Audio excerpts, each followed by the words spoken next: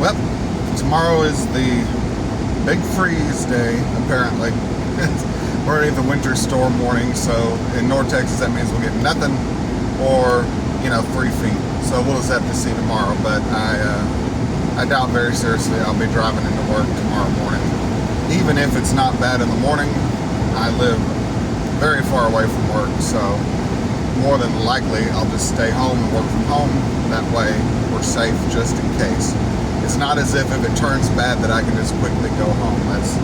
That's not the case. Anyway, what I wanted to talk about today was the vehicle I drive. So I have a 2024 Ford Bronco Big Bend Edition, which essentially translates to the base model. And for a time before this, I drove a Jeep Gladiator, which I absolutely love the Jeep Gladiator, and it got me into the Jeep community, and I made some very good friends, and I got into off-roading because of that. I really loved the thing. I had a winch put on it. It was the Freedom Edition, so it was kind of a base model, but it had some extra features. Had the Rubicon bumper, had the LED headlights, had cloth and leather seats, and so it was a great vehicle.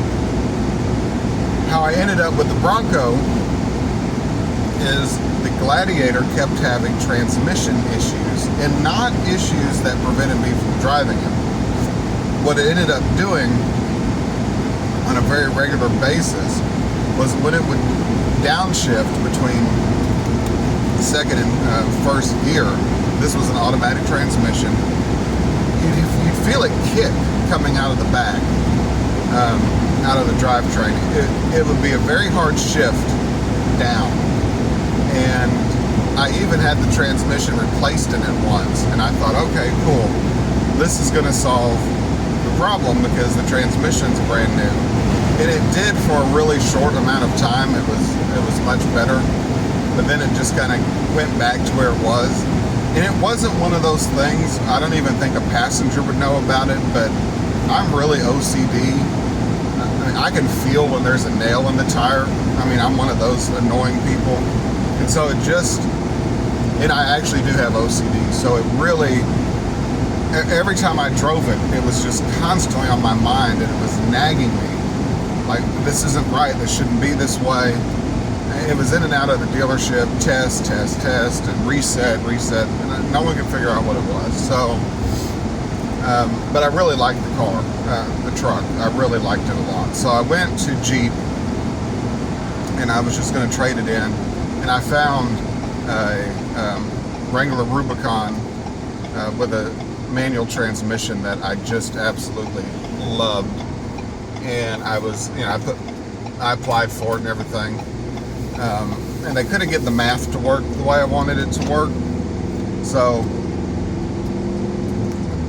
I said, well, I guess I'm going to have to leave Jeep and go somewhere else, because I wanted to still have that off-road vehicle experience, because I was hooked on it now. But, obviously if Jeep couldn't get the math to work the way I needed it to work, I had really one option, and there's nothing out there like a Jeep. The closest thing to it is a Bronco, and the Bronco has a lot of similarities to like a Jeep Wrangler. I don't have the exact measurements. I want to say it's a little bit bigger. It feels a little bit bigger than the Wrangler does when you're driving it. It could be because of the hood, the way it's, just this big boxy hood thing. But I went to Ford and I test drove it. I wasn't really thrilled about the ground clearance because it was less than what I had on the Gladiator. Even on the higher trims, it was less than what I had. Not significantly less, and not enough that would, it's still an off-road vehicle. But I test drove it, and I ended up leaving the lot saying I'd think about it. I guess I got about 10 minutes down the road. And I said, what the hell? The more I thought about it, I really liked it. And I said, it may not seem as off-road worthy, but I love the interior. I love the convenience features, and I don't have a lot, but blind spot detection and emergency braking. It does have heated seats, which is something I didn't have. The screen's a little bit bigger, and Ford's got a really great just basic technology package even on the base model. So considering that I do love to go off-road, but knowing that 99% of the time this thing is commuting over 100 miles a day back and forth from work, I had to kind of put my priorities in order. It was a much better commuting vehicle than the Jeep was, while still having that off-road capability. So I went back and I started looking at them a little bit harder, and I picked the one I have now for two reasons. First and foremost, I wanted a soft top. I like a convertible, and not that the hardtop Bronco can't be converted, but at that time I lived in an apartment, and dealing with the hardtop pieces was hard. I even had the Gladiator I bought as a hardtop, and I had it switched over to a soft top. So I wanted a soft top, and even outside of the fact, even now that I have a house or an RV, but although I have a yard and I have a storage area and things like that, I'm still really glad I have the soft top, because if I'm at work and I just want to throw the top back real quick and come home, I can do that in like 30 seconds versus messing with all the hard top pieces. What I will say the Bronco does better than the Wrangler is I'm a big doors off fan. When the weather is nice, I like to take the doors off. I like to drive with the top off and the doors off. It's fun. So with the Bronco, at least, for one, the doors are much easier to deal with. Not necessarily the unbolting them. I think they're actually a little bit more complicated to get off. Not by much, but by a hair. But since the doors are frameless, meaning that they're convertible like doors, when the glass is down, all you're dealing with is just that little bit of the metal part of the door at the bottom. And they have little storage bags for them, which are kind of cool. You can just take them off, put them in the storage bags, have a carry handle. But the doors, all four of them, will fit in the rear cargo space of the Bronco. So even if you're out somewhere and you go camping and it's raining when you get there, so you have your doors on driving over there, but when you get to your destination, if you want to take the doors off and throw them in the back in the cargo area, you certainly can. So that was a big plus for me, because sometimes the mood just hits and you want to have the top down and the doors off, and you may not have a place to put them, and the Bronco gives you that capability over the Wrangler or the Gladiator. So went back to Ford, did some math. The second reason I picked this one is I really like the color. It's a blue color, a very kind of light, what do they call it? It's Azure something, A-Z-U-R-E. Anyway, Azure fog or Azure mist, or I want to say something like that. But I ended up naming it Blue Smoke because it kind of looks like blue smoke. And blue, if I can get a blue vehicle, anytime I get a vehicle, I get a blue vehicle. It's my favorite color on cars, and it's also my favorite color on decor and stuff in the house. So I ended up getting this, and I've had it now since August. It is now January. I have put 12,000 miles on it, and I have to say there are parts of my Gladiator I miss, because I really felt the Gladiator was really off-road worthy. I haven't taken this thing off-road yet, mainly because a lot's happened since between August and now, such as moving and buying an RV and moving out into the country, excuse me. So I kind of missed that, because I just really, the Gladiator, I didn't have any issues taking off-road, and I want to put skid plates on this thing before I take it off-road and upgrade the tires. That won't come for several more months at least, but it has been now several months since I bought it, and I'm thrilled with it overall. The ride quality is better. it is a much better commuter vehicle. I think overall, looks are subjective. I like the way it looks. It has a really tough stance on it. I do kind of like the boxy look, and just the things that Ford's put in here. I have the optional auxiliary switch package, which means basically right above the camera the camera view you can see is there are several switches here, and they're all pre-wired to certain points on the exterior and the interior of the Bronco. Meaning, if I want to put lights on the outside, or I want to put any kind of electronic accessory in on the outside, or one or two points on the inside, the switches are there and the wiring's there. That makes it a lot simpler, and since it's all already built in, it makes it a lot cleaner look. And Ford has thought about right above the windshield where you put a light bar, they do have like mounts already there, like mounting points already there. They have mounting points for the little hood lights you can put on, usually put on right by your mirrors that aim out, little spotlights. Those mounting points are there. So there's a couple of little things like that Ford really did think about and consider. Now, this is the base model engine. I don't know what the measurements of the engine are, so to speak. I don't know if it's a 2.4 or whatever it is. I used to know, but that knowledge has since been lost. This is the base model twin turbo engine. And this thing has no problem. I mean, I drive a lot every day in all different kinds of traffic conditions, and I live in a relatively hilly area. This thing just has no problem, especially if you put the thing in sport mode.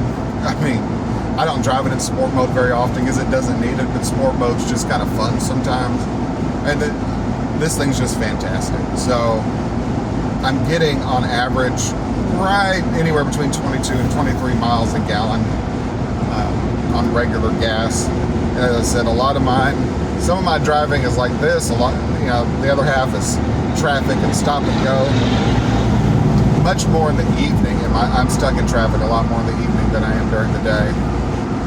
There have been some complaints about wind noise in the Bronco, and I'm sure you guys can hear it on the camera too, but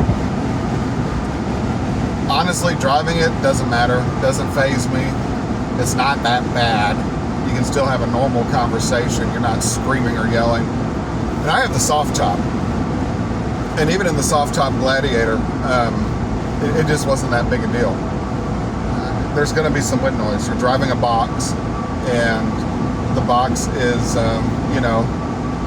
has pieces that are meant to come off, and so yeah, it's not a Bentley, it's not a Lexus, it's none of those really luxury. Not that Lexus is that much luxury, but you know what I mean. It's not meant to be a quiet car, but it's not outrageous at all for the type of vehicle that it is. And this is how I end up with the Bronco. I really like it. It is, so far, it's proven to be very good. I love all the, there's an app that can control it. It will check your oil life. It will check your tire pressure. You can start it with the app. You can start it with the key. And Ford's scheduling service, or service scheduling on the app, I mean, it tells you, oh, you need an oil change, you want to schedule a certain, I mean, it works so seamlessly. I was very impressed. I haven't owned a Ford in probably 13 years or so, and when I did, it was like a 98 Ford Escort or whatever. But I'm just super impressed with the technology that they have. The other cool thing I like about this trim level of Bronco is it comes with marine grade seats, meaning that the seat covering is a marine kind of vinyl fabric, but it's meant to get wet. It's okay. The other cool thing is that there's absolutely not one piece of carpet in this entire vehicle, and I don't think that gets talked about. I've watched a lot of reviews. I didn't even know that until like 2 months ago when I finally took all the floor mats and stuff up to vacuum, because mine came from the dealership with the WeatherTech floor mats and stuff, so they're fit so well you don't really have to take them up very often. But when I took them all up, there's not 1 inch of carpet in this vehicle, and the front driver and the front passenger both have drain plugs. And for all I know, the back seats could have drain plugs too. But I know in the Gladiator I had, it had carpeted, it was carpeted, and only the driver's side had a drain plug. But to me, this thing is really, when I do take it off-road, but I do live in the country, I do live on a dirt road and everything, so dirt and mud and stuff are things that happen. And knowing that you can literally just hose the floorboards off in the front, in the driver and passenger seats, it's fantastic. And that's something that I think Jeep should do. I never understood the off-road vehicle with the carpet, and my Jeep didn't even come with rubber mats. It was just carpeted mats, which I felt was kind of strange. So that's another cool part. No carpet at all. The Bronco also comes standard, and I don't know if the Jeeps are doing it now. I don't think it's standard on the base models, but there's a household outlet in here standard, which comes in handy on occasion. I've only used it once when I decorated the Bronco for Christmas and plugged in Christmas lights.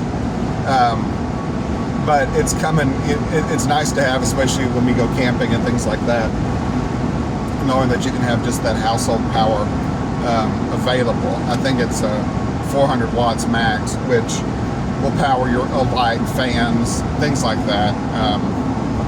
You certainly plug in a laptop to it, any of that kind of stuff. So I just thought that was cool. I haven't used it that much, but we will as camping season kind of starts happening again. Right now it's 26 degrees outside. We're not camping. Anyway, so that's a little bit about the vehicle I drive. That's how I ended up with it. Now, I am still a member of my Jeep club. Well, it's not my Jeep club, but I'm still a member of the Jeep club that I joined. And so there's this running gag about, you know, me being the only Bronco in a Jeep club. But on the back of the Jeep, or on the back of the Bronco, it has I bought a sticker, or I made a sticker that said I identify as a Jeep. And then I have the name on the hood like Jeeps do, and then I have like 2 Jeep decal things from our Jeep club on either side of it.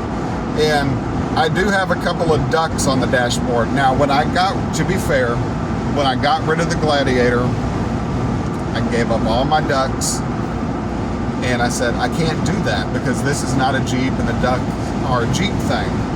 Well, they've started to just appear again like they did with the Gladiator. So the ducks that are on my dashboard now were given to me by Jeepers or Jeep enthusiasts, and so now I have ducks again, and not nearly as many, but it is. I've had the thing for like 5-6 months, and I've pretty much averaged 1 duck a month. So here we go, right? It's happening. That's my take on the Ford Bronco. I think it is an excellent vehicle.